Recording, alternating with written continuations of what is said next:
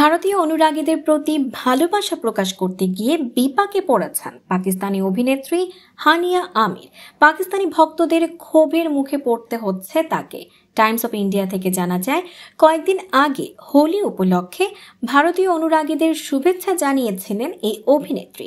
সামাজিক মাধ্যমে নিজের কয়েকটি ছবি শেয়ার করেছেন তিনি, যেখানে দেখা যায় ইংল্যান্ডের রাস্তায় বন্ধুদের সঙ্গে সময় কাটাচ্ছেন হানিয়া। তার কপালে ছিল কমলা রঙের টিপ। ছবিটি প্রকাশ করে হোলির শুভেচ্ছা জানিয়ে ক্যাপশনে তিনি লিখেছিলেন, একজন বুদ্ধিমান মানুষ বলেছেন, খারাপ কথা শোনো না, খারাপ জিনিস দেখো না, খারাপ কথা বলো না। সকলকে জানাই হোলির শুভেচ্ছা। এই পোস্ট দেখে ভারতীয় ভক্তরা হানিয়াকে শুভেচ্ছায় ভরিয়ে দেন, কিন্তু এটি মোটেও ভালোভাবে নেয়নি পাকিস্তানের একাংশ।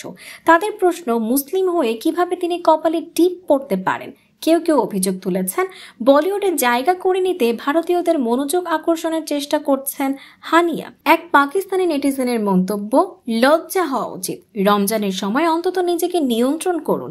গোটা বছর তো এমনিতেই আপনারা হিন্দু হয়ে ওঠার চেষ্টা করেন, তবে সবাই সমালোচনায় মেতে ওঠেননি। হানিয়ার পাশে দাঁড়িয়ে একজন লিখেছেন, এমন অশিক্ষিতের মতো কথাবার্তা দেখলে সত্যি বিরক্ত লাগে। কিছু কিছু বিষয় ধর্মের ঊর্ধ্বে, মানবতা বলেও কিছু বিষয় থাকে। প্রসঙ্গত, হানিয়াকে শেষবার দেখা গেছে পাকিস্তানি নাটক কাভি মে কাভি তুমে। ভারতের দর্শকদের মধ্যে এই নাটকটি বেশ জনপ্রিয়। দর্শক, ভারতীয় ভক্তদের ভালোবাসা দেখাতে গিয়ে পাকিস্তানীয় অসংখ্য মুসলিম ভক্তদের আবেগে কি আঘাত করলেন হানিয়া? কমেন্ট করে জানাতে ভুলবেন না।